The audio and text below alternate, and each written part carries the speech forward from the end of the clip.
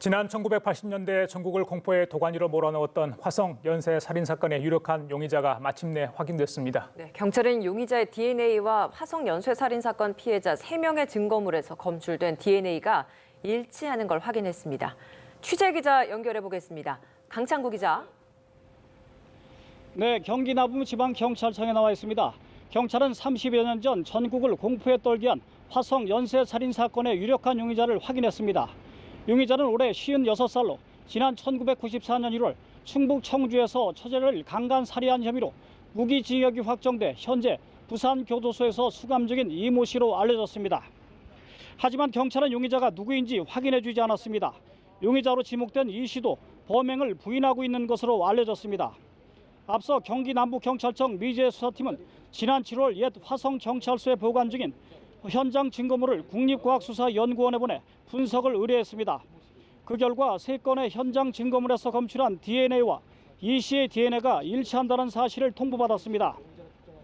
10건의 살인사건 중 5차, 7차, 9차 용의자의 것으로 확인된 겁니다. 5차 사건은 1987년 1월 태안읍 황계리 논바닥에서 숨진 채 발견된 18살 홍무양이고, 7차 사건은 이듬해 9월 팔탄면 가재리 농수로에서 숨진 52살 안모 씨입니다. 또 9차 사건은 1990년 11월 태안읍 병저모리 야산에서 발견된 13살 김모양입니다. 지난 1986년부터 91년 사이 경기도 화성에서는 모두 10건의 성폭행 살인사건이 발생했습니다. 당시 범인은 화성군 태안읍 사무소 반경 3km 내에서 13살 여중생부터 71살 할머니까지 모두 10명을 성폭행한 뒤 무참히 살해했습니다. 이 중 1988년 9월 발생한 8차 박모양 살인사건의 범인만 검거됐을 뿐 나머지 9건의 범인은 잡지 못한 상태입니다.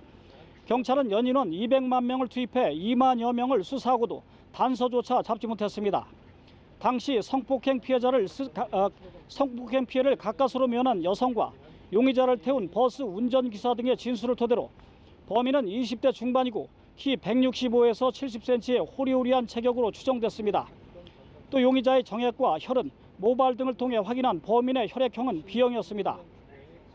경찰은 범인이 살인 현장에 피우다 버린 담배꽁초와 머리카락, 정액 샘플 등을 확보했지만 과학적으로 분석할 인력과 장비가 없어 실체를 밝히지 못했습니다. 뒤늦게나마 용의자를 특정한 데는 비약적으로 발전한 DNA 기술 덕분이었습니다. 하지만 화성 사건은 이미 2006년 4월 공소시효가 모두 만료돼 범인을 확인하고도 처벌할 수 없습니다. 2007년 이전에 일어났던 살인사건 공소시효는 15년이기 때문입니다. 경찰은 화성 연쇄 살인사건의 진상을 밝히기 위해 경기 남부청 2부장을 수사본부장으로 하는 57명이 참여하는 수사본부를 편성했습니다.